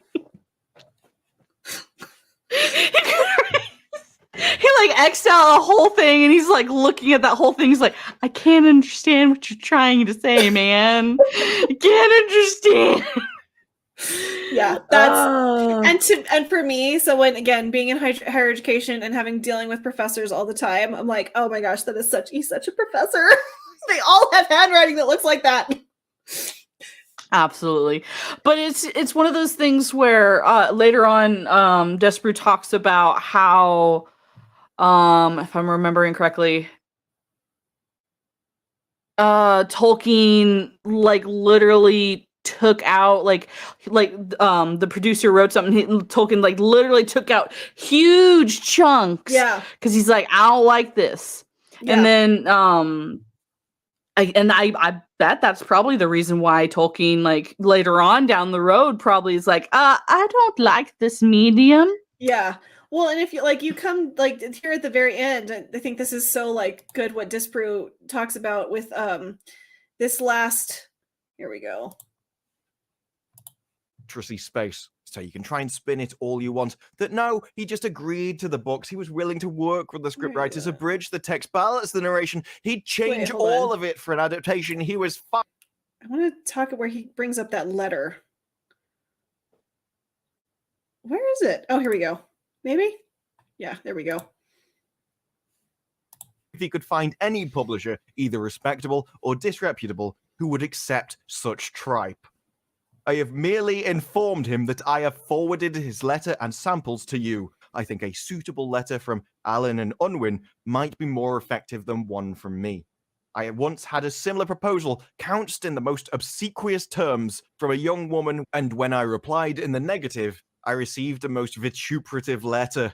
And honestly, I'm not going to lie, I had to look that one up. It's been a while since I've had to do that, but if anyone was going to do it, I guess it would be Tolkien. Honestly, seems like a very difficult way to say bitter or abusive to me. But he was talking about, like, Tolkien was talking about fan fiction there. And I think but that applies, for me, that applies to adaptation. Because you're putting yourself in a work that does not belong to you. And, you know, and people are like, well, what did Peter Jackson do? Peter Jackson, and this has been out. I mean, this is, people have known this since they made The Lord of the Rings. We don't need to go over it. He's like, we made these movies for Tolkien. We didn't make them for ourselves, and we had no interest in putting our baggage in this stuff. End of story. We don't need to go over that again. But Tolkien had an issue with people putting their grubby hands on his work. Mm-hmm. So, Jeremy Swiggs just sent me something. If you don't mind me sharing my screen. Absolutely. I will stop sharing. Says we're not 100% sure on the accuracy of this. You're going to have to also approve. Okay. There we go. So this was a year ago. Amazon Studios today announces Patton Oswalt will lend his voice talent as Gollum in the Amazon original series based on the iconic Lord of the Rings novels by J.R.R. Tolkien. You're telling me that if they're going to do this, they didn't. This is from the OneRing.net. Oh my god. Are you serious? Are you kidding me? What the fuck? Sorry, excuse my language. Are you joking? This can't be happening. I'm gonna Google how old Gollum's supposed to be. We don't. Let me Google something real fast. Okay. I'll try. No Google. I was like, what is that? Can you ask me? Stop, Google. Stop. Sorry. So, the Third Age, the ring did extend Gollum's life, but it says here he was about 589 years old. In the Third Age, though. In the Third Age. Not the Second Age. Not the Second Age. Which is where this story is based. And the Third Age is at least several thousand years old. Oh my god. Are you serious? How they gonna do that? How they gonna do that? Oh my. Gollum without the ring. Gollum doesn't become Gollum without the ring. No, you can't. You can't have those. And the whole point of this show is to show the forging of the rings. So how do you have the rings? Gollum Power. who doesn't have the ring to make him Gollum? That makes. Oh, please, please. They must have some sort of 2,000 IQ compared to us. No, we just are not smart enough for them, I guess. They have all the answers. All the answers. Oh my god. That's just... I hope it's wrong. I really do, because that was... There's so many already, like, lore and canon breaking things. You're assuming that the third follows the second in this adaptation. We're using logic in this scenario. My apologies. My apologies to my friends. How dare we think that they should actually follow the timeline? Oh my. Wow. Wow. Okay. That threw me for a loop. I hope that that's not true. That is horrifying if it is. Because I mean,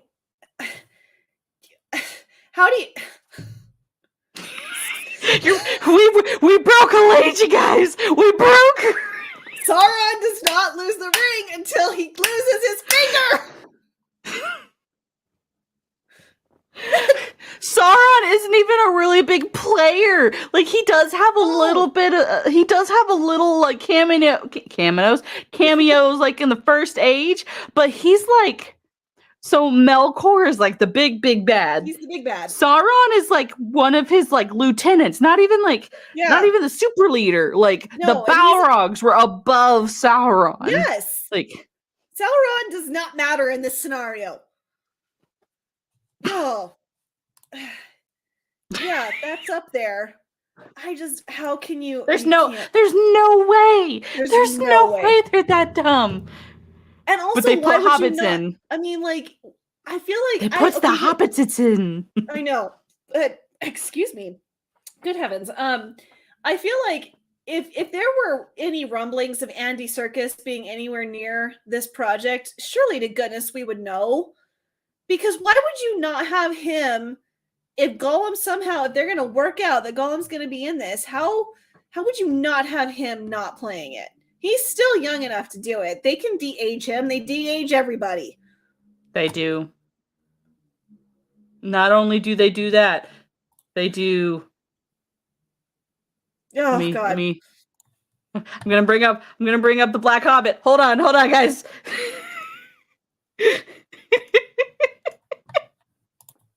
I mean, if they're willing to do that and pretend like there's nothing, That why is not so make- disturbing. This is disturbing on so many levels. I can't even like. Sorry, guys. I just had to. Know. I don't even know. Oh my Sorry. God. It's fine. It's like, could you have just shrunk his head just a tiny bit? Who looked at that and signed off on that? Like, yes, that's a good idea. Oh God. Okay. Well, anyways. But Okay. they are the intelligence people. We are not. Yes. So. Apparently. Okay. Well, all right. So we've been going for an hour and a half. Is there anything like that we have like left out major from this first half of the Silmarillion that we want to talk about? Okay, so it was an April Fool's joke. Okay, thank God. Okay, I mean I agree with you, but the level of mental gymnastics and like at that point you're like openly saying, yeah, we just are making shit up at this point. And that is a lore break. That's a level of lore breaking. I wouldn't be surprised if they would do it though. Yeah, I guess you're right. I'll be honest. I wouldn't be surprised now. If I'm calling it that Elrond's going to be gay, I guess I shouldn't be. I should not be shocked should he turn up come season 4 or something. I bet you. They're gonna make Galadriel gay at some point in time, and then later on she changes or something. Yeah, probably. I mean, I trust Gary. I trust very few people, but I do trust Gary when he says that he has had whispers that there is going to be that mixed in here with this. So yeah, you're right. Cause like, why not? They already butchered Galadriel's character already. Why not go further and just desecrate it? Yes. See, big words. I'm shocked. Well, not that shocked. Yes. I think one of the things that we forgot to touch on, which was Melkor's captivity. So, we were talking about earlier how the elves, like when they first, woke up, they're like, "Oh God, there's this huge battle with Melkor," and then we go to Melkor's walking around with them. So, basically, after that big battle, and the elves are brought, to Valinor. During that time, Melkor is imprisoned for 1,000-something years. That's the only time reference that we really have. Yeah. As far as Valinor and stuff. And it says like during the first age of his imprisonment, during the second age of his imprisonment, and during the third age of his imprisonment, doesn't it? I think it does, but I think there is an actual year to like it's like 1,000 something. Okay, yeah. So they must have counted. I remember seeing a number. Okay, yeah. No, I trust you. Correct me in the chat if I'm wrong. I think that it was like 1,500 years or something, maybe longer. Yeah, that sounds about right. Yes. Which 1,000 years in Valinor is like 400 something years, and Arda time, right? So like No, it'd be more. So it would be 1,000 years in Valinor would be like 2,500 years in Arda. I get yeah. So like there's just math. It's helpful. Yeah, a little bit. So yeah, basically within that time period, the Middle Earth is kind of allowed to heal, but Sauron is still, about. The Balrogs are still about, still the orcs are still causing problems. But Melkor is just kind of imprisoned for a while. And then after that time, he goes up to Manwë and he's like, I really am sorry for like destroying like half of Middle Earth. Please let me go. Yes. And they do. Manwë does, which makes, and he's his brother. So Manwë and Melkor are brothers, and he knows him, and he lets him go. Yep. It's really annoying. So I can kind of see why Feanor is just like, I don't trust these dudes. Yeah, I mean, that mofo will let his evil brother out. I mean, like, yeah, okay, I can get it to a certain extent, and it's, I don't know, like, the Noldor elves are just hard to figure out, but Feanor, I feel like he just, he, like, deliberately went looking for trouble, almost. I don't know, Feanor's he's a hard one to figure out. I've heard people describe. He's a spoiled brat. That's what he is. He's a spoiled brat. He was his daddy's favorite because he was half god. Yeah. I mean, granted, if I was half god, maybe might be favorite. Whatever. I don't know. But still, like he was a spoiled brat. So like, and he had the capabilities of like the best craftsman in all of the world. Yeah. And not saying that he wasn't capable. He clearly was, because he made the Silmarils. He literally caught the light of the trees in the gems. And then when Melkor and Ungoliant destroyed them, they were like, hey, can we have the Silmarils to like heal things? And he's like, no. Yeah, so when the trees are dying or basically dead, and the Valar are just like, hey, so your gems, the Silmarils, are the only thing that can bring these trees back. Yes. Please give them to us to help bring light back into the world. He's just like, no. They're mine. They're my toys. No. But little did he know that Melkor was already taking them and killed his dad. Yes. At the same time. Which is Fenway. Yes, that's right. I've heard the Silmarillion like described as the whole summary of like the first half of the Silmarils or the Silmarillion is Feanor no, and Feanor going Feanor yes. Like that's basically, and like and he's self-centered as well, because he puts all of his sons at risk too. He makes them swear this oath, and he has no thought to what. I mean, the messenger of the Valinor is like, you all gonna die terrible deaths. Good luck. And he's like, bring it. Basically.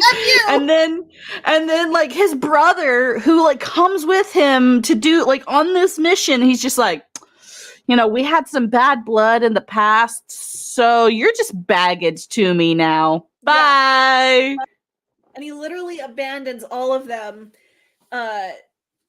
On the other Galadriel side included. Yes, Galadriel included on the other side of the grinding ice, and they have to. And I do wish that Tolkien had written more of that, because if that is what we are seeing, again, they don't have access to that. So what the hell are they doing? But if that image or that scene from the trailer of Galadriel climbing ice in full plate armor with chainmail with the dagger is them crossing the grinding ice, it's like.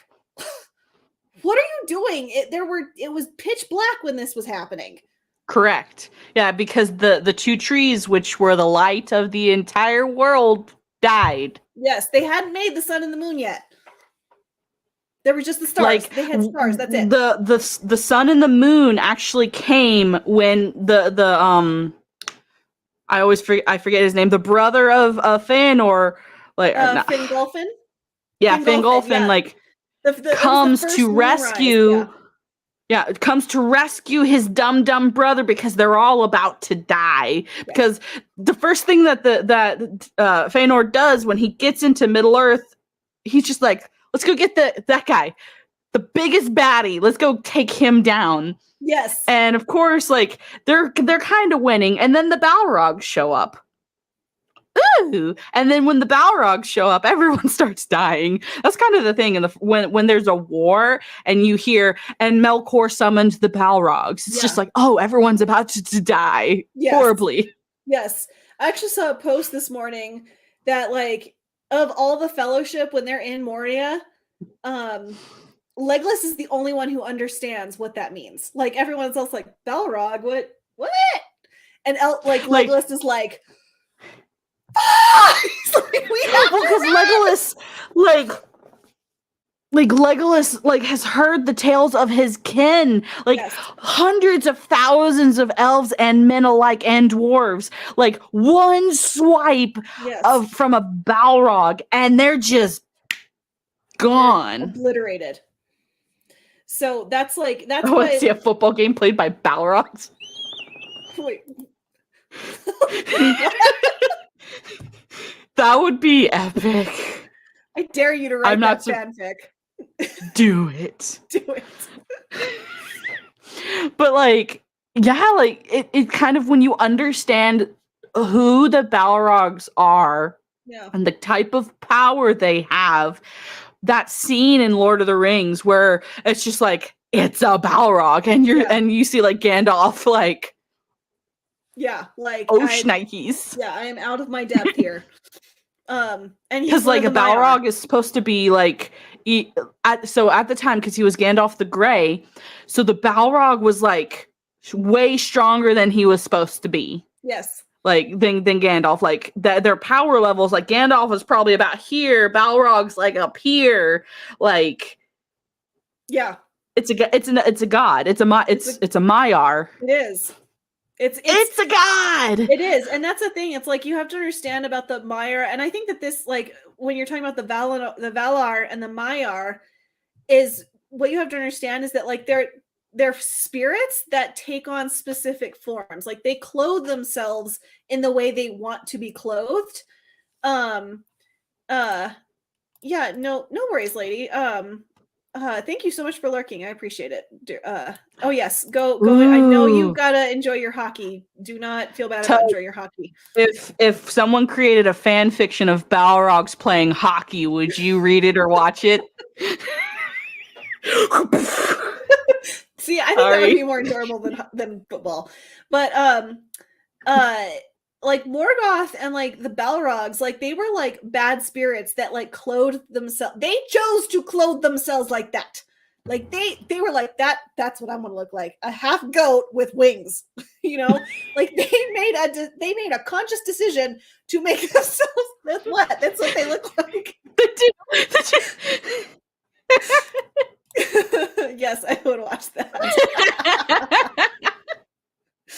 Yes. That would be funny. Okay. Well, I'm sorry about that. I know your hockey team's important to you. I'm sorry. So like the spirits that there's the good spirits, the Valinor and the Valar and the Maiar, but then when the spirits that follow Morgoth, and again, like I mean, if you know anything about the Bible, it's like it very much does lend itself to Lucifer and the fall of the angels. It's hard not to see that this is Lucifer and the fall of the angels, because they choose to clothe themselves in these very awful forms that none of us find pleasing. You know what I mean? Ooh. Hi, Miss Smart News. Hello. If you followed our rambling talk tonight, I hope we haven't sounded. What are you talking about? It was very sophisticated. Well, and that's my fault because I was so nervous. I was like, I started talking way too fast and I got into everything way too quickly. So I promise I will get better at this, guys. We will get better. I mean, this is only episode 2. It is.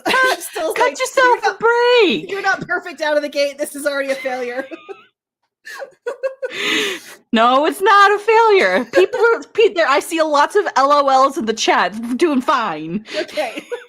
See, this is why I've never cosplayed, because if I can't make it screen accurate, I won't do it. Yeah. Yeah. Yeah. Anyways. So yeah, like that's I think that's what's important to also take about the Valar is they're spirits and they're deeply powerful, but they make mistakes too, and I think that's what I find interesting. And it's odd that Iluvatar never like truly interferes. Like once these gods go down to Arda, he's like, I'm done. Bye. And about, which is kind of like that clockwork theology a little bit. Oh, thank you so much, Cajun. I agree. You are doing great. Thank you. Yeah, thank you, sweet girl. So anyways, so now that we are officially rambling, chat, do you have any questions for us concerning this part of that we hope we can answer? Should you have any? So y'all, here's where a big part of the thing was. So the book itself is like what 30 something chapters, so, 25 something. We're trying to cover 20 chapters. Like, yes, this is what we were trying to cover in this one episode. Yes, it's a lot. It's a little bit ambitious. It was a little bit ambitious. I think that if I can suggest, I think we should take our time with the Unfinished Tales, because like I have glanced at it and it's daunting. That is a daunting book. A chapter a week. We'll be done next year. Actually, it might take us a couple years. I don't know. Yeah, like it's got pretty maps. Look at the pretty map. I know, and I got a reference copy because I have my gorgeous illustrated copy that Alan Lee did the drawings for, and I'm like, I am not touching that. So I got my crappy copy from eBay. So I will be using that one because I'm one of those people who like, as you can see, I like notes, I like sticky notes, and I like to underline things. So I'll be underlining things. But yeah, like for any of you who do want to follow along with us, like highly recommended. The book's like $8. Yes. Hard copy, like $6 Kindle, if for any of you who do Kindle, I think. Yeah, like you can get them like for $3 or $2 off of like thrift books or a books. Like so many used copies are out there. You know, and like if you want to like know what page we're on, this is the copy. Where's my camera? That's the copy we're using.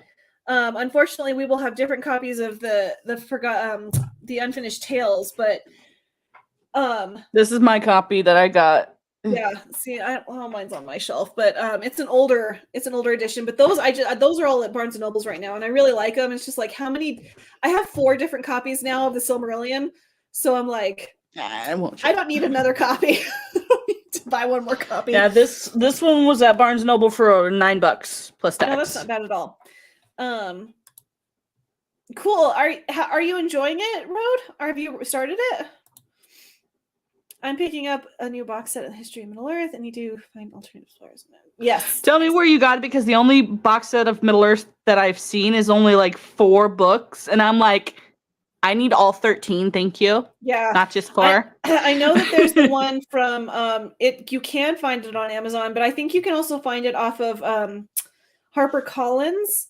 So it's the HarperCollins UK, and it's told like, so there's HarperCollins Publishing, and then there's HarperCollins Publishing Tolkien. Like he has his own website. He's, that important. That whole big box set that is all 13 histories is like 150. Yeah. So I don't know. I'm getting like the used copies, and I'm getting a specific set because I like them because they're bigger. So unfortunately, those aren't on Audible because I listened to it as well. Like I would sit and read it while the guy was reading it to me because I was like, I need to absorb all the things. And even still, like guys, like the reason why we're so sporadic is because sometimes the book itself is sporadic. It'll be like, oh yeah, this battle is happening while that thing over there is happening at the same time, and you're like. And then you have this huge long chapter of the description of Beleriand, and I'm like, why is this right here? Why is this? It makes no sense. And I was like, I cannot keep up with these mountains. Like, I have no idea I did not like that chapter. That was hard. Well, like I'll pull up my copy of the map of Middle Earth. Let me. Oh, it's Yes, I want it's to the go. full bullets. Okay.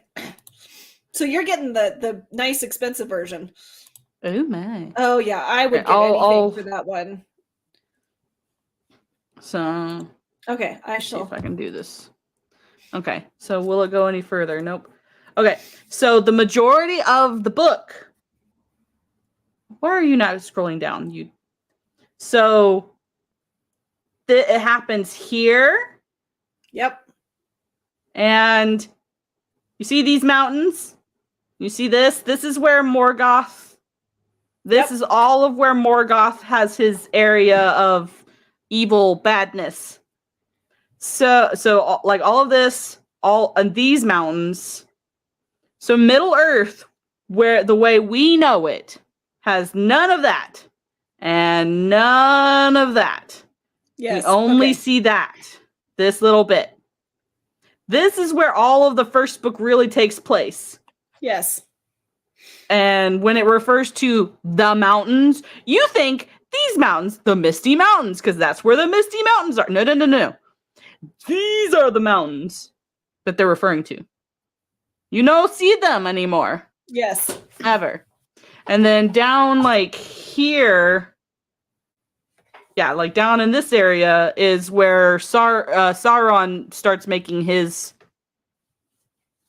base eventually after all of this goes away. Like all of this goes away, all of that goes away, the majority of that goes away, all of that goes away by the Third Age.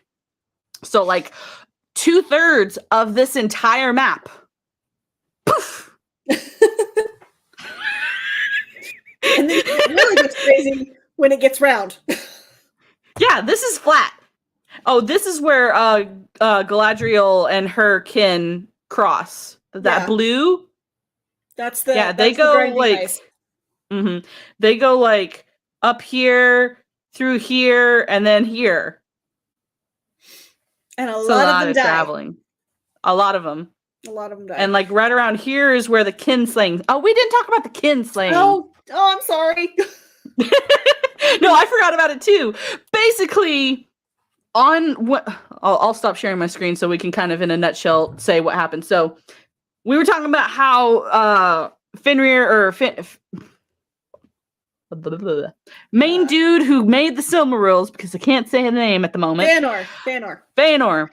When he's like, hey, we need to leave the Valar people. He goes up to a specific spot, and there are another sect of elves and he's like, "Hey, I need the Tolarian. I need your boats because we need to leave." And they're like, "No, these are our boats. You don't get our boats." And he's like, "I do get your boats." Yes, I will be taking your boats because we're kin. Yes, that was the first kinslaying. There's a second one that happens. And it's all the Noldor's fault. Yes. Per usual. Because they're all a bunch of jerks. And basically. And like the boats that he steals, he later burns them all. Yes. Because reasons. Yeah. That's basically what it is. They're the most beautiful boats that were ever in Middle Earth, and we never saw their like again. They were made in the kind of like they were like a swan boat, very pretty swan boat, made of swans. Very pretty. Yes, but yeah, he was just like, I want the things, and they're like, we don't want to give you the things, and they're like, he's like, I'm going to take the things, and you have. And that was part of the reason. Yes, and that was part of the reason. Like the Valar, at one point in time, said to the elves, "You leave. You're not gonna come back." Yes. Because like that, one of the things that we talk like that for anyone who's ever watched Lord of the Rings or read any of the books, like when elves die, they go back to it's not Menagos. Menagos? No. Is it? No, it's an M word. I can't think it of it. It is an M word. I don't think it's Menagos. I think that's an elf. Ugh, it's the halls of something. It's the halls of death. It's the halls of the elven dead. They were like, y'all die. you probably ain't gonna go there. Yeah. You might not. You might, but you might not. Yes. Because also, like, when an elf dies, they go to these halls for like an unspecified amount of time, and then they can come back. Like, Yeah, they get reincarnated. They do. They get reincarnated. You can go back, and Beren is the only human that happens to. But the elves, but like Fëanor, when he dies, Tolkien literally says, because I mean, you get the sense that Tolkien is writing this from like a fourth age perspective, kind of. I don't know. It's really hard to explain. But like Fëanor is still in the halls of death. Like, he's still stuck there because of all the shit he wrought. He did. Oh yeah. So here is also an interesting story. I don't remember where I heard it from. So the Silmarillion is actually written by Bilbo during his time in Rivendell. Really? This is the theory, is after he left the Shire when he was really old and he stayed in Rivendell for a long time, he saw all of the elven lore that Elrond had because he's a lore master. Yeah. And he saw it in Elvish and he translated it. And that's Wow. the perspective we're actually getting it from, is Bilbo's translations of Elrond's Wow. notes. You know, actually, I mean, that if that's a fan theory, that whatever, but actually that makes a lot of sense, because if you think of the song that Bilbo sang in sorry, I'm losing my voice. This is how seldom I talk to people, is I'm losing my voice over a 2-hour conversation. I have no life, guys. Like, I have no life. He, like, the elves, like, you know, they kind of tease him, but they also, like, they have a lot of respect for what he did, like making that song. And then, like, it's so sweet at the Counts of Elrond, like, Tolkien very quickly shifts to Boromir's perspective. And when Bilbo says, I started this, so I'll take the ring to Mordor, like Tolkien gives us a brief look in Boromir's mind, is like, he wanted to laugh at what Bilbo has said, but then he saw the look of reverence on Elrond's face and he shut up, because he's like, oh no, this guy's important and I need to be quiet. So, like, that actually kind of, I mean, I would not, if that's true, I don't know.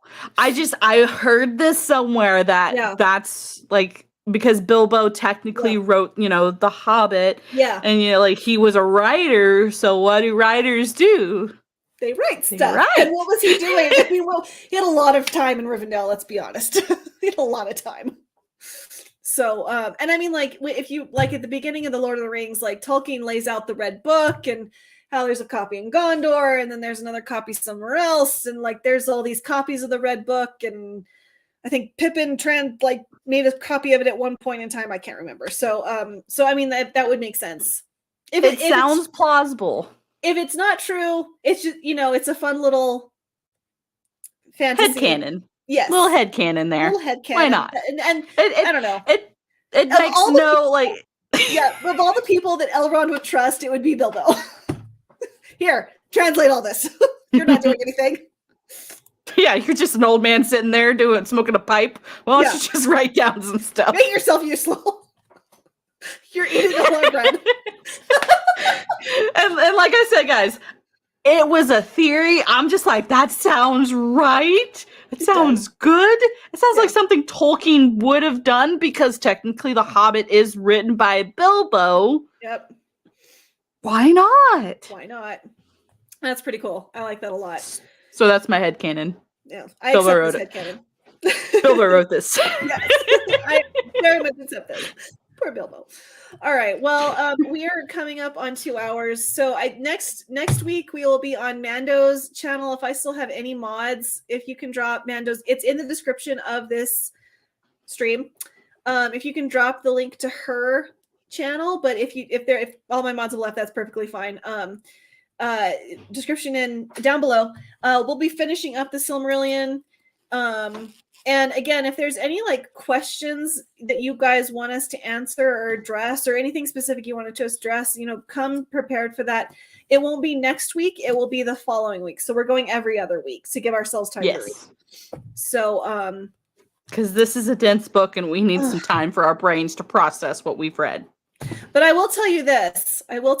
Once we get through with this, and you know, obviously we have all the histories to go through and the unfinished tales, and like, you know, these books, I mean, like I've never cracked this, and I'm like dying to get into the Children of Hurin. I know. I've been seeing that everywhere, and I'm just like, I want it. I know. Their paperbacks are everywhere now. All of these are paperback, so you don't. I got the pretty editions because I like hardbacks, but they are audiobooks. So if they are there, I lost my train of thought. I'm gonna read this like 10 more times before September. I am determined now to read this like 10 more times because I want to remember all the things on all the people because I'm still confused. And for any of you who do like Road, he said he just purchased it. For those of you who do decide to purchase it and read it, and you're just going, "What did I just read?" That's understandable. Yes, it's okay. Keep going. Yes, again, the Tolkien Society and Jeremy, stop saying things. You're gonna make them true. I don't need. They've been playing that at my local theater. I don't need to see that one more time. My suggest the Tolkien Society of all people have this on their website about that you're having a hard time getting into the Silmarillion. Skip those first 2 chapters, read the official chapter 1, and then go back and read these 2 because they'll make more sense. Because this chapter 1 is the creation of the world told from the elves' perspective, and it's a lot easier to digest. So if you read this chapter 1, you'll understand these first 2 intro chapters a lot better. So that's my advice. I wish I'd done that because I had to read this. I don't even know how to say this, and I can't remember how to say this. I had to read this 3 times before I even remotely remembered what was going on, because this is about the song. This is about all the different choruses of Iluvatar and all of the other the Maiar and the Valar. And Lindiel, I believe, right? Sure, yeah. I'll accept that. We'll go with that one. Sounds good. It sounds right. What? The redneck chick that can't speak English half the time trying to pronounce this elven word. Of course. Dyslexic person. This is going to be a fun series. Yes. So, all right. I feel like we're going to just start making up our own words towards the end of it, name number 2, name number 3. Exactly. No worries. Faster than Jesus. I lived in Ireland, so I get it. So, you can always watch the replay and leave us comments. That is always welcome and appreciated. So anytime you can catch it, that'd be fantastic. So no worries. So Mando, what do you got going on? In my life in general. Sorry. What do you like? Do you have any streams coming up or anything? Or yes, tomorrow on my Twitch channel, I will be doing my standard Witcher Wednesday, where I play the first out of the 3 Witcher games. The first one is very difficult to play, I've been told, but that's what I play on Wednesdays, and we're actually, I think, starting to get towards the end, where after that I will be switching to Witcher 2. Nice. So yes, on Twitch on Tuesdays I stream Witcher games. Not Tuesdays, Wednesdays. God, Witcher Wednesday. So there's that, and hopefully in the coming weeks, I am getting a new job, which will allow me more time to do stream things. So the Literary Soul Sisters might change the day or time or something, just depending on how that works. But also not. The next time we have the episode, it will be on my channel, which is The Untamable Life. Yes, I know it's a lot of words. I've considered changing the name. It's not happening right now. I've got too many things that have that name now. But yeah, everyone's always welcome. We try and have fun on my channel because I am a goofball. If you guys could not tell. Awesome. But yes, read all of the things. All the things. Anything else? But yeah, I primarily stream on Twitch. I am gonna be picking back up my Netflix Witcher's TV series, or the Witcher Netflix series reviews. That'll be what I post primarily on my YouTube channel besides Literary Soul Sisters. So that's what you can expect on my YouTube channel. On my Twitch stream, I stream on Mondays, Wednesdays, and Saturday afternoons, various things. So yeah, everyone's always welcome to come hang out. I do Mario Kart on Mondays because You got all the things MM. going on. You're a busy lady. I try and stay busy. Sometimes I stay too busy in my calendar. Like some of my real IRL friends, they'll hold my phone and it's constantly going off because I have it on like vibrate, and it's just like, God, what's wrong with you? It's funny. Like, I'm busy. Yeah. So yeah, that's me. Awesome. So next week, hold on.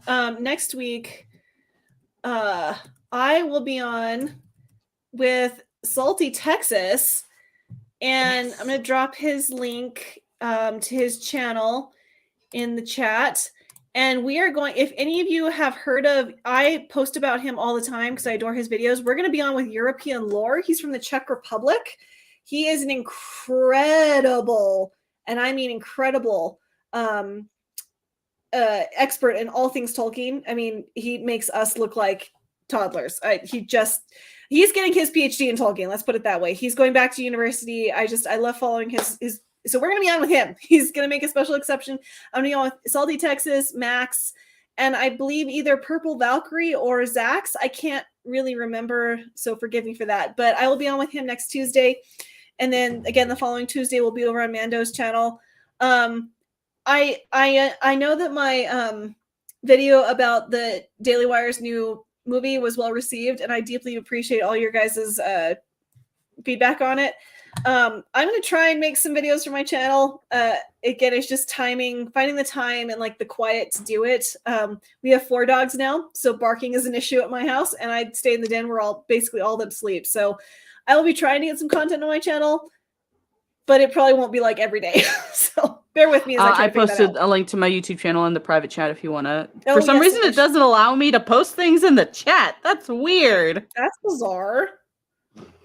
That's it just doesn't like me, guys. I don't know. Okay. There you go. All right, guys. So we will see you in 2 weeks, and we hope you guys have a wonderful evening. And thank you all so much for being here. We deeply appreciate it. So bye. Bye.